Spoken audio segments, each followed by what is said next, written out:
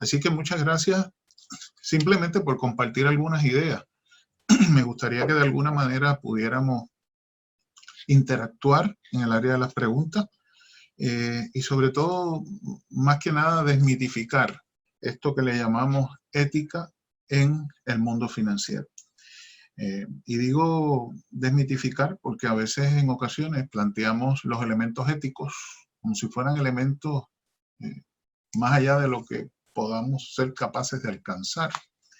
Y hablo de las dos caras del negocio, porque en ocasiones nuestras actuaciones precisamente tienen dos caras. Una cara que mostramos y otra cara que somos capaces de ocultar o por lo menos diferenciar de esa cara que por lo menos presentamos. No es distinto en el área de las empresas. En el área de las empresas, también en ocasiones se presenta una cara al público, una cara a nuestros clientes, una cara a la sociedad, y luego también se manejan asuntos internos en donde que basamos en no crear una opinión equivocada de la empresa, en ocasiones no se maneja de la forma que se espera o que se debiera estar a la altura. Me inicio diciendo que debiéramos de ver la ética como un elemento integrado. La ética se tiene o no se tiene, se es capaz de aspirar o no. Y entonces cuando hablamos de las dos caras nos referimos a aquellos que posiblemente piensen que tienen ética, pero en la realidad no todos los que piensan que la tienen realmente la practican. Y es un asunto de teoría y un asunto de práctica. Para eso voy a dividir posiblemente esta presentación en los temas que pueden ver. Primeramente vamos a utilizar una definición de las muchas que hay de lo que es ética y de lo que es moral. Y posiblemente nos ayude. Digo posiblemente porque en la consulta con algunas empresas financieras ha servido esta definición. Vale la pena decir que según de personas habemos en el mundo, según de definiciones de ética y moral. Pero tal vez esta, en nuestra experiencia, vamos a decir que ha servido de algo en algunas empresas en su aplicación. ¿Qué nos ayuda entonces dentro de la empresa a poder practicar los mecanismos? Bueno, pues tenemos allí las aplicaciones prácticas a los mecanismos de control y a los mecanismos de cumplimiento. De esa manera, las utilizamos como un instrumento para poder incentivar a los empleados en la empresa. Más o menos vamos a trabajar un ejercicio tomado de mi experiencia. Vamos a mencionar algunas teorías vinculantes relacionadas con la ética y también vamos a tener la oportunidad de concluir, contestar algunas preguntas por parte de nuestra audiencia o algunas preguntas que ya han sido sugeridas. Así que ética nos parece a mí que es muy fácil conversar de ella, es muy fácil hablar de ella. De hecho, cuando usted habla con las personas y las empresas presentan su cara a través de los medios, es difícil no encontrar ética en lo que estamos viendo. Pero yo tenía un profesor precisamente de ética en la Facultad de Derecho que siempre me decía, Melvin, todos la tienen y no todos la practican. Yo con el tiempo he cambiado la frase con el permiso de mi distinguido profesor y he dicho, todos la tienen, pero no todos la practican, ¿verdad? Un poco para no perder de perspectiva que podemos mejorar toda actuación que hacemos. Pero es algo muy complejo que me gustaría un poco profundizar con ustedes. Aparentemente, y cualquiera de la audiencia puede tener otra idea, comenzamos a hablar de ética, por lo menos en términos sistemáticos, del concepto con Aristóteles, ¿verdad?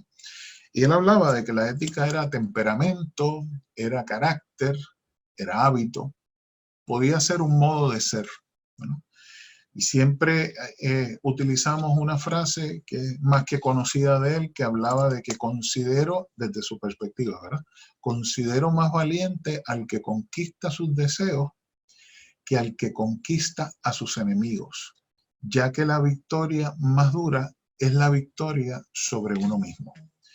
Pareciera ser que la ética de alguna manera presenta ese reto ante la voluntad del hombre, porque siempre, o en la mayoría de las ocasiones, debo decir, para no ser taxativo, utilizamos con frecuencia la ética en nuestro vocabulario. Entonces nos enfrentamos a si nuestro comportamiento es conforme a la teoría que hemos manejado desde el punto de vista teórico, ¿verdad? Ético. Y esas definiciones les voy a proponer muy rápido. Aquí me voy a detener muy poco, obviamente por razones de tiempo. La palabra ética proviene del latín, ¿verdad? Y este griego antiguo transcrito a nuestro alfabeto. Aquí lo importante es destacar que se hace una diferencia entre el ethos como carácter y el ethos, que significa costumbre, maneras de actuar. Aparentemente, desde el inicio del propio concepto se ha establecido una diferencia a nuestro juicio sustancial, y es nuestra opinión de que posiblemente a veces confundimos los problemas. Y van a ver cuando entremos al término moral, cómo yo hago una distinción, que no es mía, es de la literatura, hago una distinción sobre la moral y sobre la ética, y son dos elementos que me gustaría arrancar nuestra presentación estableciendo esas diferencias, y repito, solamente para efectos de hacerlos prácticos en el desarrollo o en, si usted quiere, en el momento en que son aplicados a la empresa. Son ejemplos y definiciones fáciles de entender y que la gente pueda hacer la distinción entre uno y otro. Y digo que esta distinción es importante porque en ocasiones pensamos una cosa y hacemos otra.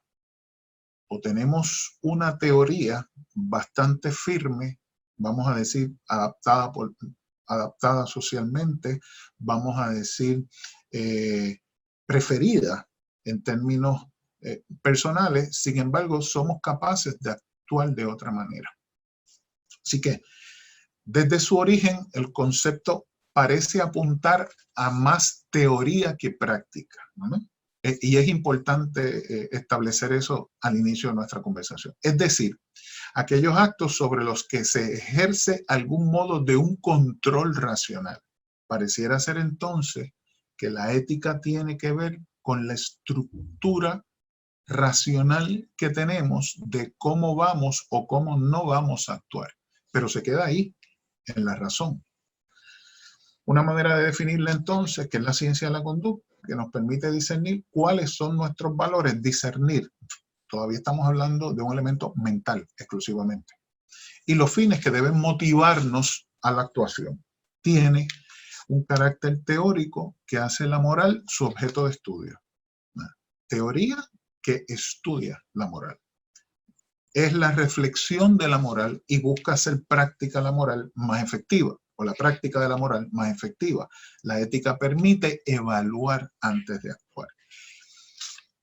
Varios ejemplos a los que hago referencia. Alexander Isayevich, escritor, historiador, premio Nobel de Literatura en 1970, decía algo, y es algo que me gustaría también desmitificar desde el principio de nuestra conversación. El derecho es un pobre instrumento para hacer vigentes las normas de la ética y de la moral. La sociedad que pretende hacer valer la ética a través del derecho es una sociedad enferma. Y hay que detenernos aquí. A veces confundimos la ley, nuestro sistema de derecho, con la ética. Porque de alguna manera pensamos que el sistema o nuestro sistema de derecho social debe responder a la ética. Y es cierto, no hay duda. Todo el sistema de derecho de todo país debe responder a sus principios éticos. En ocasiones responde. Lo que ocurre es que no resuelve todo el problema de la ética. El derecho es un instrumento, no hay duda, pudiéramos decir, efectivo para lograr un comportamiento esperado en las sociedades. Los manuales, ¿verdad?, de procedimiento posiblemente son instrumentos valiosos en nuestras empresas, sobre todo en el mundo financiero. Tenemos perfectamente definido allí cómo se debe actuar y en ocasiones incluimos cómo no se debe actuar. Sin embargo, ¿es eso suficiente? Bueno, Por lo menos Alexander Isayevich nos decía que si dependemos de eso, ya estamos siendo una sociedad enferma. Si lo vertimos entonces en un ejemplo de una empresa, pudiéramos decir que nuestros manuales de procedimiento, nuestras estrategias de cumplimiento, son suficientes ya y con eso nosotros tenemos un comportamiento ético. No. Posiblemente allí está el raciocinio, posiblemente está el modo de pensar allí. Lo que decía Aristóteles en un principio, posiblemente allí está la teoría, pero cómo somos capaces de comportarnos, a pesar de que tenemos un conocimiento de la teoría, son dos problemas diferentes y vale la pena diferenciarlos. Así que, permítame citar a un hoy fenecido y pasado gobernador de Puerto Rico. Esto en la inauguración de la primera oficina de ética gubernamental que se creó en mi país. Hablaba de que la ética es un reto a la voluntad del hombre y a la mujer, el cual tienen que responder, en este caso Hernández Colón se refería a su conciencia y Dios Todopoderoso, donde dice ahí Dios nuestro Señor en el mundo cristiano, pudiera decir cualquier otra deidad que encuentres en cualquier otra religión o no religiosa que fuera superior a nosotros. En el caso de Hernández Colón, era cristiano y hablaba de Dios. Pero fíjese que ahí no está en ningún momento el elemento del derecho de los países o la Carta de Derechos, las constituciones de los países, que hacemos tanta referencia en ocasiones hasta filosóficas y teóricas, ¿verdad? No, ahí lo que él decía es que es dominar la voluntad del hombre, dominar la voluntad de la mujer. Y un ejercicio de conciencia. Todavía no hemos llegado a cómo actuamos. Está aquí, es nuestra mente, es la teoría que tenemos desarrollada sobre lo que significa ese concepto y sobre nuestra aspiración de cómo debemos actuar. La ética, entonces, decía Hernández Colón, es un asunto vital. Y al reducirla a un asunto legal, que es un problema que, vuelvo y repito, soy abogado desde hace 27, 28 años. Y es consistente. Yo oigo mucha gente repitiendo, soy hombre de ley y como tal la respeto. Bueno, yo siempre contesto, tienes algo ahí, ¿no? No hay duda. El que sigue la ley, el que sigue los manuales de procedimiento, el que sigue, tiene algo ahí. Lo que pasa es que eso no es todo. Y de hecho, ya, como dice Rafael Hernández Colón, ya estamos, cuando presentamos y la reducimos a un asunto legal, cuando vamos al manual de procedimiento y justo hacemos eso que dice allí, ya estamos a la defensiva, decía Hernández Colón. Y entonces ya esa defensiva es frente a bajos impulsos que alientan finalmente al ser humano. Así que, una vez más citando, la regeneración del ámbito público empieza, decía él, porque se refería al sector público. En la regeneración del individuo, se trata de un asunto personal. Pasa por la regeneración de la sociedad, porque nuestro pensamiento afecta a nuestra sociedad directamente, positivo o negativamente. Y envuelve el quehacer gubernamental. Posiblemente hoy, frente a ustedes, tendríamos que conversar que envuelve o de alguna forma involucra el quehacer empresarial financiero. ¿Por qué? Bueno, porque no hay duda que las economías, no hay duda que el sector financiero es un pilar del sistema, vamos a decir, de sistemas capitalistas, sistemas democráticos en el mundo. Y de esa manera, siendo un pilar que sostiene parte de lo que es nuestra sociedad y una gran parte de lo que es nuestra sociedad, entonces la repercusión es automática. Nuestro comportamiento, el comportamiento de las empresas, sin duda afecta. Lo más importante es que es la convivencia humana. Y nuestras aspiraciones son en ocasiones colocadas en empresas, que son las que tenemos de referencia. No nos olvidemos de eso. Cuando hablamos de nuestro mundo empresarial, es el que sirve de referencia para el manejo de la economía en términos generales. Hoy más que nunca sabemos que un país sin economía, un país sin una empresa privada fortalecida, no es un país. Y hoy más que nunca, con estos asuntos de la pandemia, sabemos si se quiere, la discrepancia, si se quiere, el balance que ha sido necesario hacer entre la salud y la economía. Con la boca es muy fácil decir primero la salud. Es que el problema es que si la economía no se mueve, tampoco vamos a tener salud. Y va a crear otros problemas sociales que van a impedir el desarrollo de una salud no tan solamente física, sino también emocional. Es un aspecto que es importante manejar. Así que hoy posiblemente nosotros estamos viviendo el mejor ejemplo que tenemos sobre esto. No, mire, hemos tenido que decidir unas cosas muy importantes y hemos tenido que equiparar nuestra economía a la salud, porque verdaderamente la economía, nuestras empresas, inciden directamente en la forma en que nos comportamos y la forma en que tenemos acceso, ¿verdad?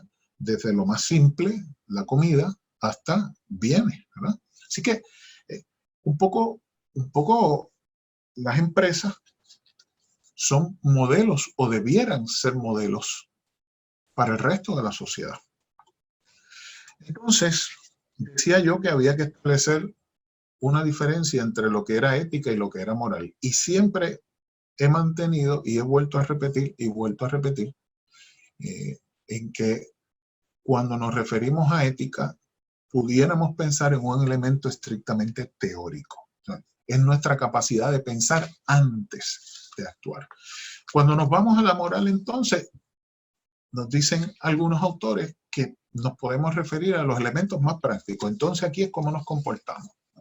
Consiste de reglas, prácticas personales, sociales, costumbres y hábitos de una comunidad y sus individuos. Pero cuando hablamos de ética, entonces, regresando atrás, estamos hablando de teoría, y cuando hablamos de moral, entonces pudiéramos referirnos a un momento de práctica, a nuestra ejecución. Así que pudiéramos decir que la moral constituye la dimensión práctica de la ética. Con la ética desarrollamos nuestro pensamiento, nuestra conciencia, y finalmente la hacemos parte de nuestra actuación. Debo decir, deberíamos hacer la práctica de nuestra actuación. Pensamos ética, actuamos moral. Y establezco muy rápido algunas diferencias. Vamos a decir, expresa un carácter teórico. Cuando hablamos de ética, estudia la moral, ¿verdad? Desde el punto de vista conceptual, la reflexión de la moral y busca hacer práctica la moral más efectiva, ¿verdad? Se enriquece la ética y nuestro modo de pensar con nuestro comportamiento. En la medida en que pensamos de una manera, actuamos conforme a lo que hemos pensado y tenemos, ¿verdad?, una respuesta, un feedback, una retroalimentación adecuada, pues validamos esa estructura, validamos esa ética que tenemos. Si lo que habíamos pensado nos sale mal, pues entonces sabemos que debemos hacer una corrección a esa teoría y volver a empezar. Y se trata finalmente de un ensayo continuo de teoría y práctica. Así que la ética permite evaluar ese pensamiento antes de actuar. Un carácter práctico, por otro lado, la moral, reglas, prácticas personales, hábitos de una comunidad y sus individuos, y constituye la dimensión práctica de la ética. Así que, ¿de qué es lo que estamos hablando finalmente? Vuelvo y repito, pueden estar de acuerdo con las definiciones o no. Esto es una definición práctica aplicada al mundo empresarial para establecer una definición y una diferencia entre lo que pensamos y lo que actuamos, porque me da a mí el pie forzado, decimos en Puerto Rico, ¿verdad? Me da la intención de poder explicar a ustedes cómo en ocasiones somos capaces de brindar una imagen que no tenemos. Y aquí hay alguno que va a pensar, bueno, aquí se pasó, este recurso se pasó. No, no me pasé. Si usted hace una introspección de su comportamiento, es posible que usted encuentre allí, y hablo de su comportamiento individual. Pudiéramos hablar del empresarial también, de la compañía. De que hay una diferencia, ha habido diferencias en ocasiones a cómo yo pienso, cómo me gustaría comportarme y cómo termino comportándome. Las empresas son exactamente iguales. Tenemos una idea en ellas de cómo debiéramos comportarnos. La realidad es Y es la pregunta que tenemos que hacer. Son las dos caras de la ética en el mundo financiero. ¿Estoy comportándome a la altura de lo que le estoy presentando a mis clientes? ¿A la altura de esos manuales, de esa misión, de esos valores que verdaderamente escribí en algún momento o están tal vez allí en la entrada, en la recepción? Misión, valores, visión. Estoy comportándome a la altura, verdaderamente estoy manejando eso que yo quisiera hacer, tanto fuera como dentro de la empresa. ¿Existen las dobles varas para medir el comportamiento de una empresa? Bueno, una estadística muy simple. La Association of Certified Fraud Examiners, que es una organización importante dedicada a nivel internacional y hace estudios del comportamiento empresarial, sobre todo de los elementos relacionados con fraude, ha establecido repetidamente en lo que se le conoce como el Report to the Nation, que es un informe que se prepara cada 2 años sobre estadísticas dirigidas a fraude a nivel internacional. Insiste en que la corrupción en el sistema empresarial privado es mucho más amplia en términos estadísticos, en términos de esquema, que la corrupción gubernamental. Claro, la corrupción gubernamental conocemos más de ella. Es más, hay personas que hablan de corrupción refiriéndose continuamente al gobierno. Y sabemos todos que la corrupción existe tanto en el ámbito gubernamental como en el ámbito privado. Esta organización, y coincide con ellos, ¿verdad? Si usted va al organismo de las Naciones Unidas y va al Comité de Corrupción, habla de que la corrupción se maneja tanto a nivel gubernamental y posiblemente mayor a nivel privado. Por eso hablábamos del referente, por eso hablábamos del modelaje, que en ocasiones es la función que asumen las empresas dentro de nuestra sociedad. Y posiblemente hablamos de lo que es la teoría en esas empresas, pero verdaderamente nos estamos comportando conforme a esa teoría. Aquí hay que establecer una diferencia bien grande. Somos lo que decimos que somos. Pero ¿cómo vamos a medir eso? Bueno, con nuestras propias actuaciones internas.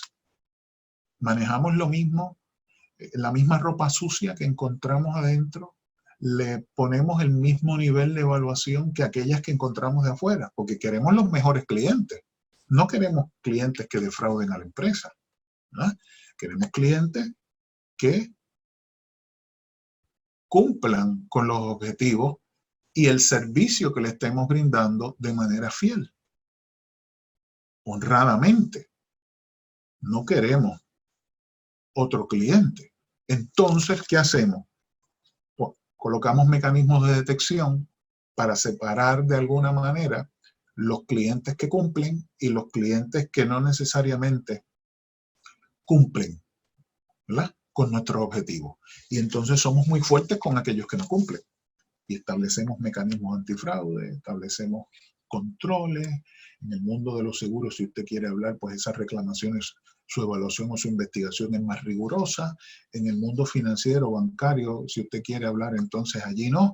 Allí lo que hacemos es que esas transacciones son miradas de una manera distinta, se establecen controles distintos. ¿Por qué? Porque pretendemos que esa gente que está pretendiendo defraudarnos no cumplan con su objetivo. Y si es que lo cumplen en algún momento y somos capaces de identificar y levantar la prueba que hace que incumplieron, bueno, pues entonces vamos detrás de ellos, buscamos entonces la ayuda gubernamental para la erradicación de cargos y eso está perfecto. Pero cuando pasa en mi casa, cuando pasa con un miembro de la junta de directores, cuando pasa con un vicepresidente, cuando pasa con un gerente o cuando pasa con un empleado que en ocasiones trabaja su esquema en vinculación con otros compañeros o con clientes fuera de la empresa, ¿lo tratamos igual? ¿O hay cosas que no es necesario mirar? ¿O hay cosas que simplemente miramos hacia otro lado?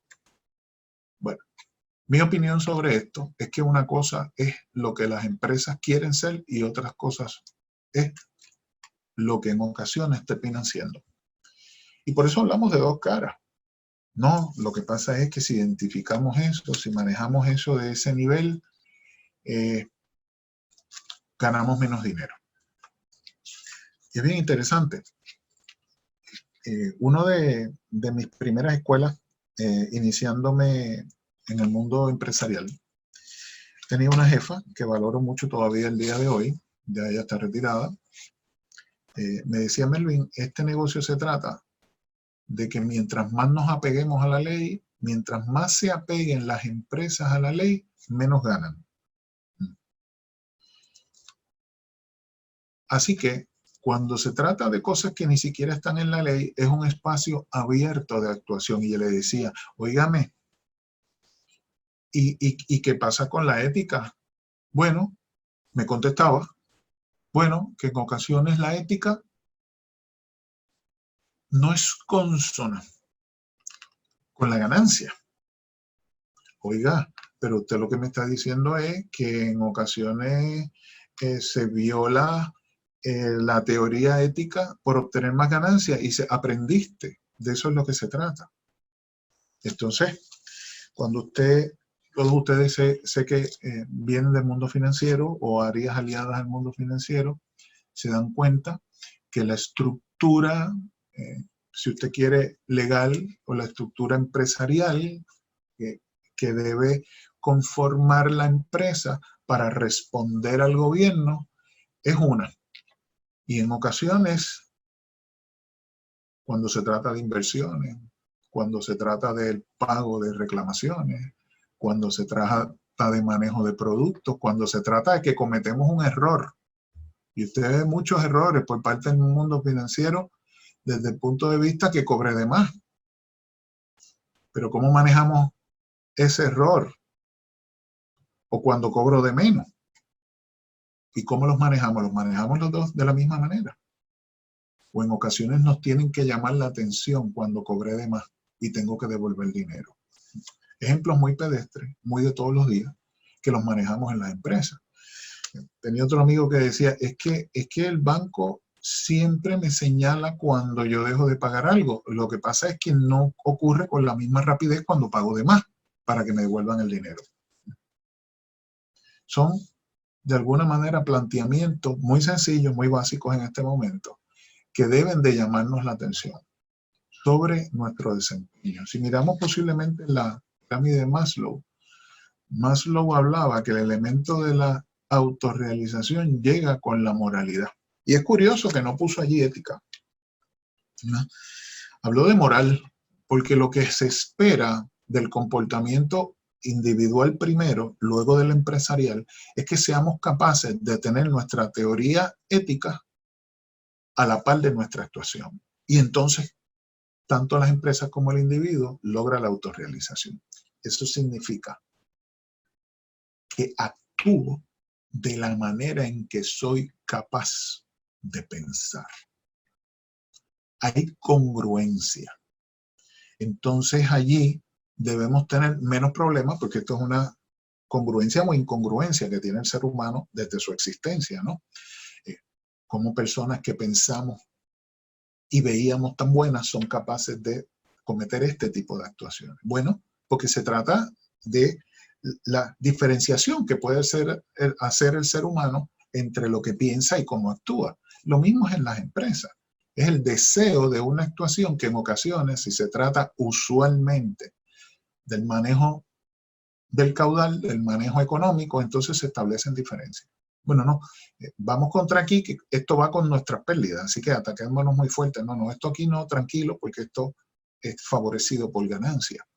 Entonces, muchas personas del mundo financiero me dicen: bueno, pero ¿cómo es posible que en actuaciones de negocio, cuando se trata de dinero, se salten algunos principios éticos? Bueno, eso significa que la ética está en el manual, pero no es capaz la empresa de comportarse conforme a lo que en algún momento deseó o en algún momento se espera de ella. Entonces esa es la doble cara. Y aplicar eso al mundo financiero es muy complejo. Y usted va a decir: no, eso es sencillo, eso es fácil. Mire, las empresas acá adentro se portan. exportan así y allá afuera dicen que son asados. Y si se trata de una pérdida la manejan de esta manera, pero si se trata de ellos de ganar dinero, pues entonces son un poco más flexibles. Sí, y en principio eso se puede identificar de esa manera tan simple, pero el ejercicio es mucho más complejo que eso. El ejercicio va directamente en la integridad y cómo esa integridad en el manejo de las situaciones es aplicada en una forma y puede ser aplicada de otra forma. Así que la ética entonces empresarial, cuando se trata de eso, no es íntegra. Y de lo que estamos hablando, que el principio rector en esas empresas es lo económico, no es ético. No hay un valor allí de principios. Oiga, y no se equivoque, el mundo empresarial tiene que ser ganancioso. No hay duda de eso. No quiero que piensen, pues si se trata de no hacer dinero, no hay que hacer dinero. Le conviene a las economías de los países que las empresas hagan dinero. Y mientras más, mejor. ¿Ah? Ahora, la pregunta que nos tenemos que hacer es sobre qué principios, sobre qué valores, o si vale la pena echar afuera esos valores y entonces hacer dinero. Bueno, los expertos hablan de un fino balance entre lo que es la integridad de la empresa y la forma de actuar. Y que ese fino balance, si nos comportamos de la manera en que actuamos, ¿no?, y de la manera en que pensamos y tenemos una consonancia entre cómo pensamos y cómo actuamos, esa va a ser una ganancia legítima. Por lo tanto, esa ganancia es capaz de modelar el mundo empresarial, de modelar la sociedad. Y se va a llamar la atención de aquellos clientes y aquellos consumidores que piensen de igual manera. Tenemos los famosos controles en las empresas. Son útiles, son prácticos, que facilitan transmitir el practicismo ético de la empresa, ¿verdad? Siempre y cuando sean íntegros y apliquen a todo comportamiento de la empresa. Se legalizan los principios éticos de la empresa con los controles. Previenen la conducta desviada, porque para eso están, ¿no? Y propenden un ambiente de seguridad en la empresa. Una empresa en donde se sienta que existen los controles adecuados da lo que se le conoce como la percepción de seguridad, no tan solo en el público, sino también dentro de sus empleados. Finalmente, el cumplimiento, ¿no? Ya tenemos el control, entonces tenemos que cumplir con ese control. La obligación de los recursos humanos de la empresa, ¿no?, es el resultado de un proceso que se inicia desde la generación del principio que determinará la cultura empresarial. Atraviesa por los procesos apegados a las normas que marcan los mismos y culmina con el comportamiento adecuado de los recursos humanos. O sea, veo el control, que debe ser conforme a la ética, y cumplo. Cumpliendo con el control, debo de cumplir con la ética de la empresa. La pregunta que nos tenemos que hacer, que es la otra cara, que hemos hablado desde el título de nuestra presentación. ¿Esos controles son aplicados across the board en la empresa? ¿A todo el mundo por igual? ¿O a algunos sí y a otros no? El éxito de la empresa lo que debe producir son los resultados esperados. ¿Pero cómo defino éxito?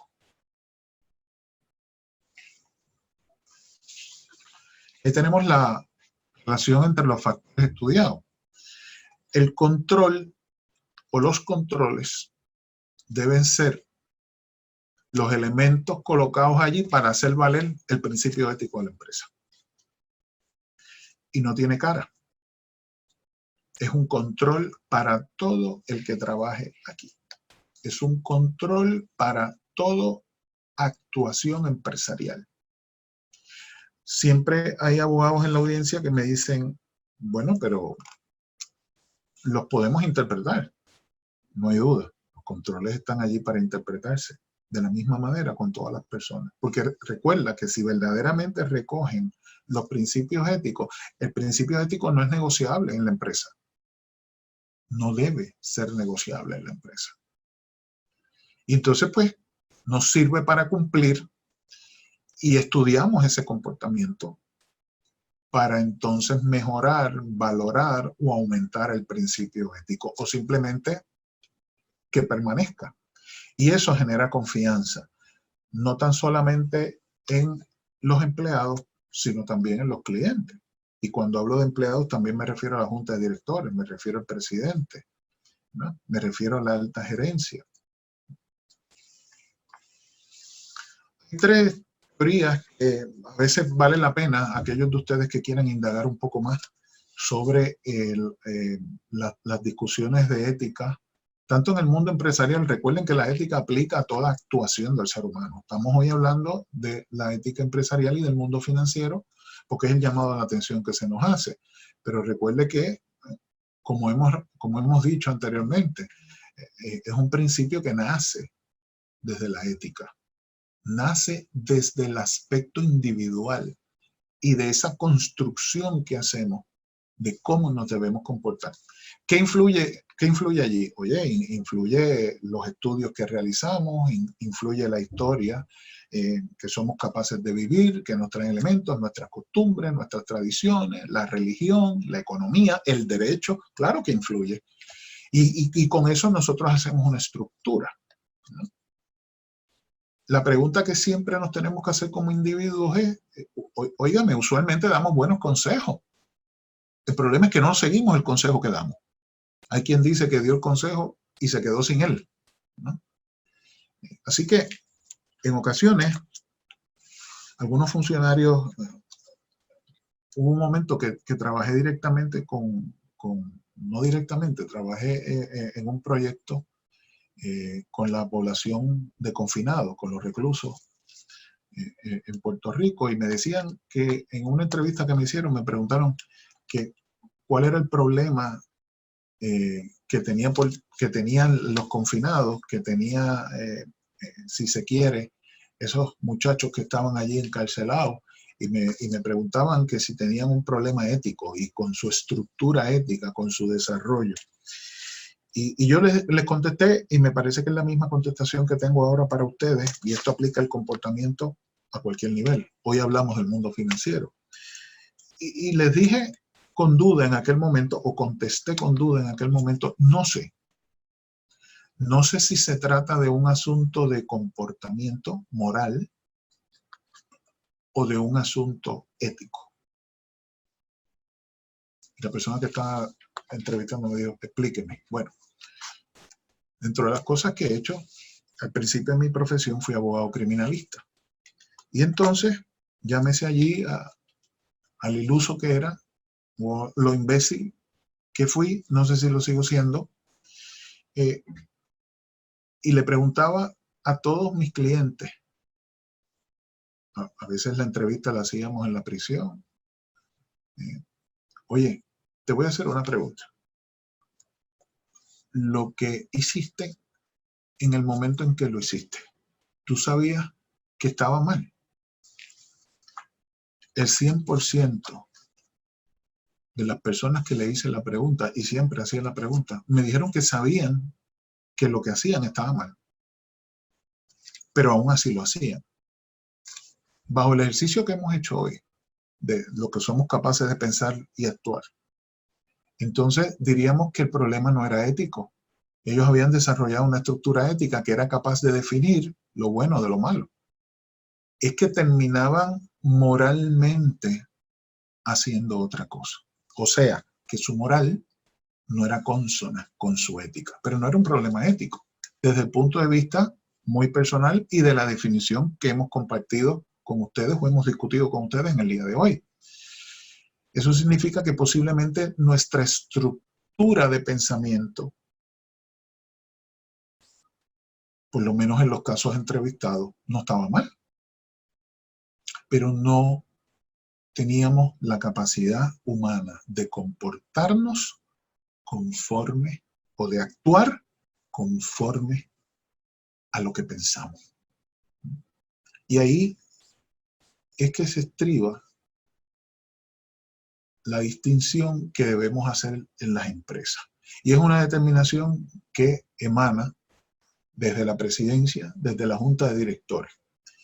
Verdaderamente no somos capaces de comportarnos de la manera en que aspiramos, en esos principios éticos, en esos valores, en esa misión? De verdad que sí, porque eso corre. Entonces significa que si yo utilizo un equipo, vámonos a los ejemplos pedestres, entonces significa que si yo uso la computadora que es del trabajo para uso personal y eso en algún manual, en algún procedimiento, en alguna guía, dice que no se puede hacer, bueno, tú sabes que no se puede hacer, está en el manual, pero terminas haciéndolo. Eso es un comportamiento antiético. Contesten ustedes. Así que la ética debiera ser un concepto que no es negociable. Imaginémonos algo, porque usualmente no nos llamemos estúpidos. Usualmente de lo que hablamos es de dinero, hablamos de la economía, hablamos de la ganancia. Imaginémonos entonces que la junta de directores de una empresa, aunque tiene un conocimiento y teoría muy clara de los valores que aspira la empresa, casi siempre es así. Uno va a la empresa y uno ve allí unas cosas escritas, uno va y ve unos manuales espectaculares. Y si no, pregúntale a los oficiales de cumplimiento que todos los días se esmeran por de alguna manera generar esta cultura, si se quiere, de manuales muy adecuados, muy cónsonos, ¿verdad? Pues lo tenemos todo así. Ahora, ¿existe alguna desfase en términos de sus actuaciones?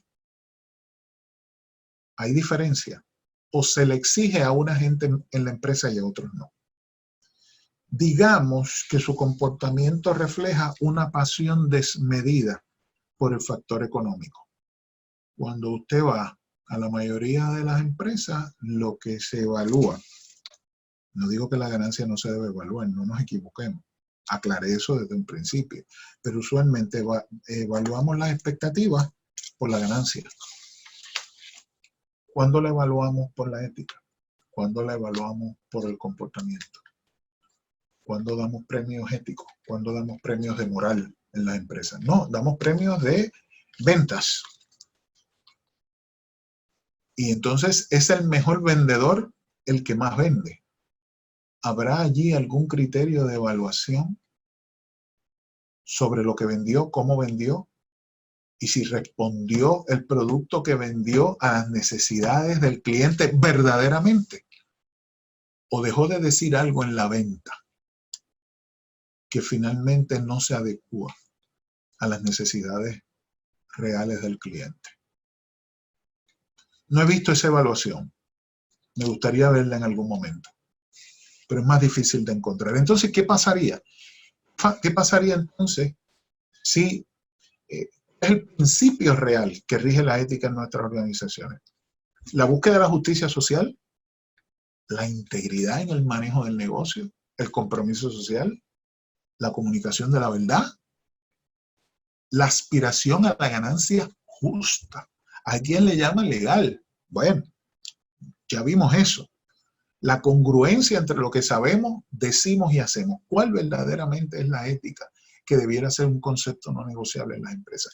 Yo creo que nos debemos, no voy a decir todas sin duda, pero hay un gran número de empresas en el mundo financiero que deben responder a esto. En síntesis, la definición que tengamos de éxito, amigos, la definición que tengamos de éxito, y que tenga el individuo primero, luego la empresa, será lo que determine el comportamiento empresarial o el comportamiento social. Claro, el comportamiento individual. Entonces, ¿qué es exitoso para nosotros? No adjudiquemos, ¿verdad?, nuestra responsabilidad. ¿Qué nos han enseñado que es éxito? No contesten, no los puedo ver, pero allí veo ya algunos culpables en el pensamiento. ¿Es éxito el dinero? Si eso es así, pues la empresa va a hacer lo que tenga que hacer por obtenerlo. Y se van a comportar sus funcionarios haciendo lo que tenga que hacer por el dinero. Y hablan de ganancia. Se oye poco el concepto de la ganancia justa. Se oye poco del tratamiento interno a los manejos de negocio de la empresa y a los riesgos reputacionales que corren, porque lo importante al final del camino es que si no lo sabe nadie, no pasó nada. Elemento básico, la corrupción. Les menciono allí, perdónenme, voy un poco hacia atrás, les menciono allí, por eso les pongo allí la teoría de desarrollo de personalidad de Freud, que habla de los primeros años, pero la identidad del ser saludable de Batista habla desde el justo momento de la concepción, no es el tema ahora, pero habla de cómo se puede influir en valores éticos, en moral, desde el momento de la concepción, ¿verdad? En otro momento que Stradata nos invite hablaremos de ese aspecto. Y menciono ahí, y no es por casualidad, la teoría de la asociación diferencial de Edwin Sutherland, que como ustedes saben fue un poco el que puso el nombre a principios mediados del siglo pasado, de que existía, ¿verdad?, lo que se le conoció como el white collar crime o la criminalidad de cuello blanco, que tenía unos factores, tenía unas características muy distintas a la criminalidad convencional y que, dicho sea de paso, esa criminalidad no iba a la cárcel, porque tenía unas características que las sacaban de lo que era la criminalidad convencional. Y en otro momento pudiéramos hablar de la criminalidad financiera. Así que no olvide varias cosas. No olvide varias cosas. El ser humano va a buscar el éxito de forma natural. Mi opinión. No olvide que el deseo de la búsqueda del éxito incide en todas las actuaciones humanas. Queremos el éxito desde que nos levantamos en la mañana y cumplir con las metas que tenemos para cumplir el día. Eso es éxito. ¿Cómo lo hacemos? ¿Verdad? Pues está en donde tengamos la definición de ese concepto. Si es dinero, se hará lo que se tenga que hacer por obtenerlo, porque finalmente eso es lo que me va a hacer exitoso. Y decía el primer principio que el ser humano busca el éxito de manera natural en todo lo que hace, desde su mismísima existencia. Las necesidades del ser humano se sentirán satisfechas al sentir que fue exitoso. Si soy exitoso, se cumple mi necesidad. Si cumplo con mi definición de éxito. Y el ser humano escoge su propia definición, aunque en ocasiones pueda ser influenciado. Claro que podemos influenciar. La escuela logra una gran influencia. El sistema de educación de un país logra una principal influencia. Sí, las religiones. Sí, la sociedad, el comportamiento, ¿verdad? Claro que logra influencia, pero finalmente la determinación es individual y posteriormente en la empresa. Entonces usted me va a decir, espérese un momento, pero si yo resulta que tengo una definición de éxito basada en principios, en valores, en buen comportamiento, pero mi empresa no. Bueno, pues lo que ocurre es que nos hemos equivocado en ocasiones buscando el éxito económico, nos hemos equivocado de quién escoge a quién. Claro, viviendo con las presiones económicas que se viven hoy en día, poco estudio hacemos de la empresa hacia dónde van. Entonces, si nos cogen ya, qué bueno que nos cogieron, tengo trabajo. Pero a veces el ejercicio de verdaderamente mi ética, mis principios y mis valores, yo los voy a colocar allí, pues entonces tengo que conocer algo de allí. Ese ejercicio se hace poco.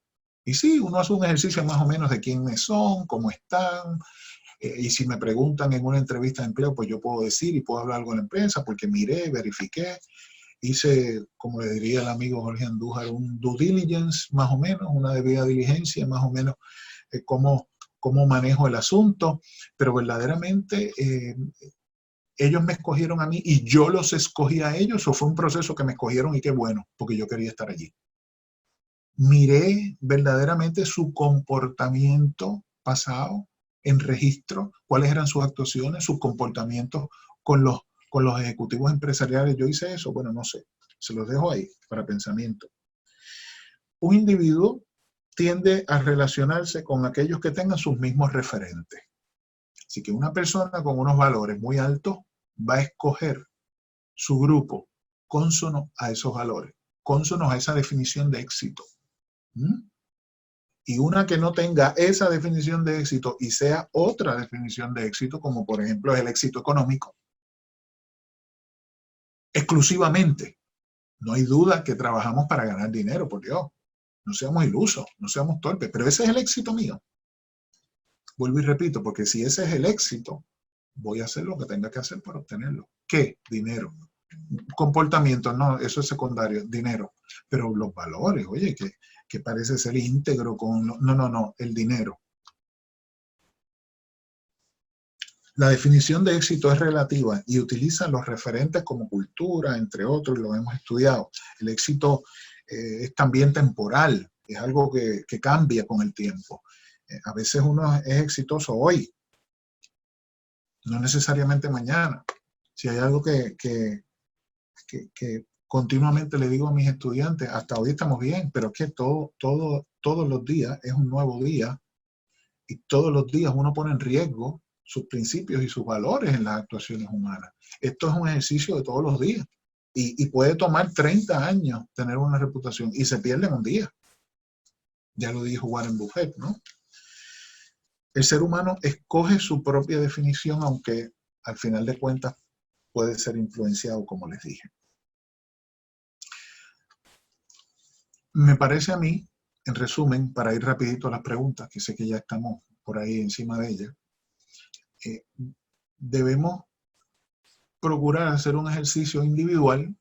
Invito a aquellos en el mundo empresarial a hacer un ejercicio empresarial y esto es una introspección, ¿verdad?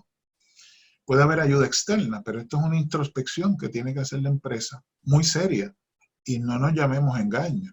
Esto parte desde la junta de directores y la presidencia. Cuando a ese nivel no se es capaz de modelar con las actuaciones, con la moral, podemos hablar todo lo que querramos. Y si no somos capaces de comportarnos, de actuar conforme a lo que decimos y hablamos, perdemos integridad. Y esa es la otra cara de la ética en el mundo financiero. Me gustaría, ya que estamos cerca de la hora, abrir el salón a preguntas, o si hay preguntas que han sido sometidas con anterioridad, pues encantado.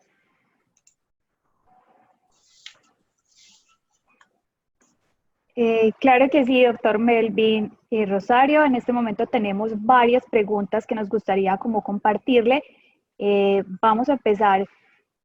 Nos preguntan, según su experiencia, ¿considera que esta encrucijada entre ética o moral influencia la determinación de someter un reporte de actividades sospechosas de un cliente?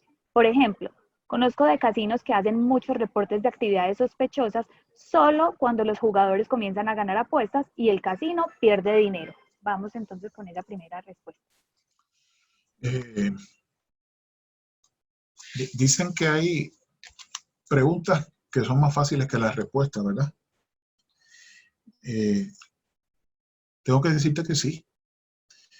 Ahí vamos a ver en esa organización, hoy es la que menciona, pero puede ser otra, vamos a ver una definición de éxito corrupta, ¿verdad? Corrupta desde un punto de vista, para ellos no. Así que yo he tenido otros ejemplos, gracias por la pregunta, pero me parece que con la pregunta está la contestación y me confirma que he aprovechado el tiempo, ¿no? No hay duda que sí, no hay duda. En ocasiones podemos ver patentemente que cuando hay ganancia, el comportamiento es uno, y cuando no necesariamente, pues el comportamiento varía. Y el reporte de actividades sospechosas, me parece a mí, que es un gran ejemplo a lo que hemos dado durante el día de hoy y a lo que hemos conversado. Aquí, y a quien no le gusta, ¿verdad?, tener grandes ganancias en el negocio de los casinos. Claro que sí, de hecho el casino se hizo para ganar y tenga cuidado, debe de ganar. El problema es cómo yo actúo frente a la ganancia y de qué manera obtengo la ganancia y si es íntegra con los valores que yo digo, con los principios que yo digo que tengo. Excelente pregunta. La contestación es que sí, eso es un extraordinario ejemplo de lo que hemos trabajado. ¿Alguna más? Sí, por acá tenemos entonces otra.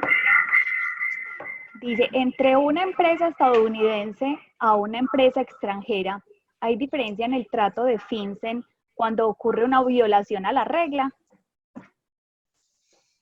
No debiera, no debiera. Pero una vez más, recuerden que aquí hay un elemento, cuando hablamos de violaciones de esa naturaleza, hablamos de un ejemplo de, también, que es importante mencionarlo, el control que tiene el sistema con una nacionalizada y con una extranjera. Con la nacionalizada obviamente va a tener más controles, más acceso y la oportunidad de todo un sistema de derecho en donde esa nacional está obligada a seguir, no necesariamente con la extranjera. Así que con la extranjera en ocasiones, para efectos de investigación y para efectos de cumplimiento es necesario desarrollar estrategias distintas. Sin embargo, usted lo ha dicho, cumplimiento es cumplimiento, ¿verdad?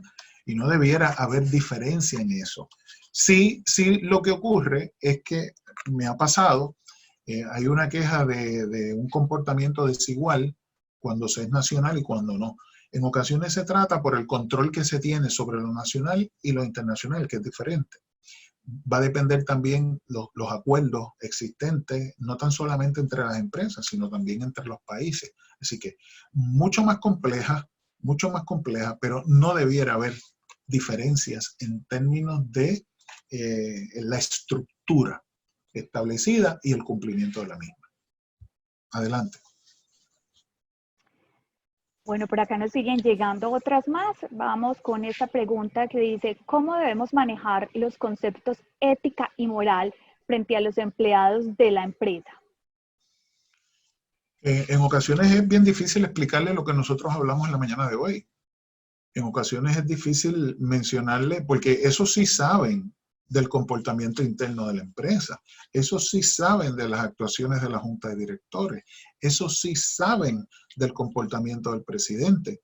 Entonces, ¿qué es lo que pasa? Y me lo han dicho muchos oficiales de cumplimiento, estoy hablando algo que no necesariamente sé que lo estamos cumpliendo. Bueno, pues hay una falta de integridad que no hay ningún problema, mire, porque los empleados, cuando usted le vende el proyecto de la ética y la moral, todo el mundo se va a sentar y le va a decir, sí, sí, qué bueno, me encanta, me gusta mucho el sitio. El problema es cómo va a terminar comportándose finalmente. Le van a decir a usted que sí, y posiblemente en la evaluación del gran ejercicio que usted hizo, hablando de ética, hablando de moral, hablando de cómo los controles de usted van definitivamente a reforzar esos principios y esos valores, y cómo es así su cumplimiento, usted va a tener el 10 de 10 y van a trabajar su evaluación de manera excelente. Ahora, van a terminar comportándose así cuando verdaderamente el modelaje interno pudiera ser otro. Y déjeme decirle algo, esto de la ética y el comportamiento es bien complicado. Un caso, una manzana daña la cesta. O sea, y cómo se trate a esa manzana podrida en este caso, es lo que va a definir el comportamiento. Usted pensará que tiene los controles, usted pensará que es un as en el cumplimiento. Hay otra cosa importante que decir. Recuerdo las palabras de Howard Davia, uno de los contables seniors del GAO en Estados Unidos. Recuerde que aproximadamente el 60 al 70% del fraude dentro de la empresa no es detectado. Así que ustedes pueden estar haciendo el juego de que sí, cuando verdaderamente el comportamiento es que no. Ahora, cuando se modela desde el más alto rango en la empresa hasta el último en la fila, la invitación al comportamiento del que no lo haga de esa manera es distinta. Es distinta. Y hay muy buenos ejemplos. Hoy hemos hablado de tal vez de los no tan buenos, pero hay muy buenos ejemplos de comportamiento empresarial, pero es basado en el modelaje. Y se lo toma muy en serio desde el presidente, la junta de directores y de ahí para abajo. Pero claro que sí, claro que sí. Adelante. Excelente, doctor. Vamos entonces con otra pregunta que nos llega. Dice, ¿cómo pasar de los manuales de ética en las empresas a la cultura de la ética? Excelente pregunta. Yo creo que esa pregunta se la debiera estar haciendo toda empresa. Porque recuerde, es que esto es continuo. ¿Cómo pasamos de una cosa a la otra? La cultura se vive. El manual está allí. Yo, en mi experiencia, obviamente uno siempre pide el manual, ¿verdad? Pero yo he trabajado en muchas empresas que el manual posiblemente requiere actualización en muchos aspectos. Sin embargo, el comportamiento no es requerido del manual. Muchas ocasiones pensamos que si el manual está bien, todo el mundo se va a comportar de esa manera. No, es que hay que vivirla. Pudiéramos dar el ejemplo si nos comunicamos más tarde y me dice el tipo de empresa que es, a qué se trata, pero se tiene que vivir desde el momento en que tú entras por el portón principal de la empresa. Hay que respirarlo, hay que vivirlo, desde ese oficial de seguridad que te recibe, desde los colores de la empresa, dirían los que trabajan en la imagen empresarial. Pero cuando tú tienes allí las actuaciones de su presidente, de su junta de directores, de la alta gerencia, sus actuaciones personales e empresariales, porque es que establecemos distinciones cuando nos conviene y cuando no nos conviene y decimos, no, esa es mi conducta personal. Y yo en el mundo personal, no, es que esto, el que nos dijo que uno era capaz de desvestirse cuando llegaba a la empresa y ponerse uno un uniforme y ser una persona distinta que la que estaba afuera, discúlpenme, se equivocó. No nos podemos quitar el sombrero ese de estoy en el ámbito personal, ahora estoy en el ámbito empresarial. Simplemente somos. Lo que pasa es que en ocasiones le estoy ocultando a la empresa quién en realidad yo soy. Posiblemente esta contestación no satisface la pregunta que me estás haciendo. Tendría que entrar a muchas particularidades de a qué se trata la empresa, cuál es el problema que se ha observado, pero no hay duda de que el manual es una cosa y el comportamiento es otra. Y en ocasiones un buen manual no refleja un buen comportamiento o el comportamiento esperado y un mal manual resulta que la gente toda se porta según lo esperado allí. Pero hablaría yo de vida, de cómo se vive. No estoy hablando de vida personal y vida empresarial, estoy hablando de la vida, de los componentes y del modelaje básico para poder uno conformar una cosa con la otra. Efectivamente, doctor Melvin Rosario, usted lo ha dicho, es un tema no solamente pues, de la vida personal y profesional aislada, es un tema de la vida y justamente este tema nos deja esa reflexión. Estamos pasaditos 5 minutos, pero creo que vale la pena hacer la última pregunta para concluir. Entonces vamos con esta última y las que nos queden entonces pendientes trataremos de dar respuesta pues a las personas que las hicieron en su momento. ¿Qué posibles oportunidades presenta el mundo empresarial ante el desarrollo de la ética en el mundo financiero? Toda. Yo creo que ese es el llamado. Es el llamado que debemos de hacer si es que tenemos voluntad de cambiar las cosas.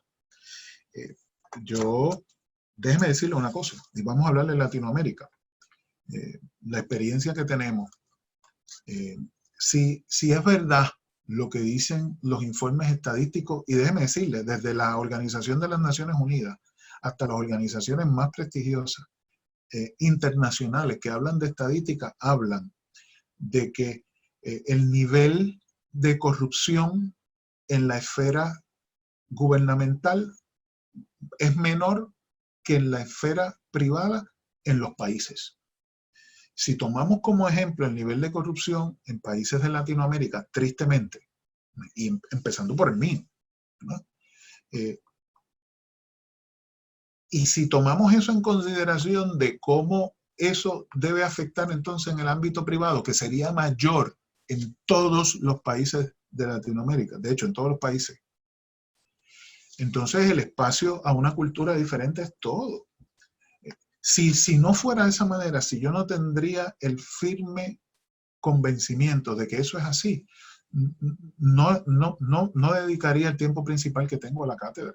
Es que ya yo me pasé, le corresponde a ustedes, le corresponde a esa nueva generación redefinir ese ámbito y no descansar en lo que pasó, no descansar en el modelo que le hemos dado porque tal vez no es el mejor. Hay muchas cosas buenas, se puede hablar muchos aspectos positivos del desarrollo empresarial, pero que si hay espacio para la forma y la integridad de cómo va a haber dinero, de cómo hacer esa ganancia justa, de cómo revertir esa ganancia en modelaje social, en cómo convertirse en un modelo y establecer la diferencia. Todo, todo. Y ojalá que me vea con alguno de ustedes en un momento y me diga que ha hecho esfuerzos que han rendido frutos en ese aspecto. Pero todo, el espacio es inmenso. De hecho, hay ya las instituciones educativas nos hemos dado cuenta de la importancia de esos elementos. Y sí tengo que decir esto positivo, se comienza a hablar. Hay una nueva cepa, hay una nueva generación que comienza a hablar de la integridad de las corporaciones y de cómo en ocasiones se esconden trabajando una imagen distinta a lo que son. Y eso es positivo. Y me parece que hay un camino abierto y fructífero para que se puedan hacer grandes aportaciones en ese sector, grandes aportaciones, que es un sector que al final de cuentas va a definir en ocasiones el comportamiento social. Tenga cuidado, que eso son palabras mayores. Y nada, mi aprecio a ustedes, que finalmente aprendo más de las preguntas de lo que yo puedo compartir. Muchas gracias a todos ustedes y bueno, a su orden siempre.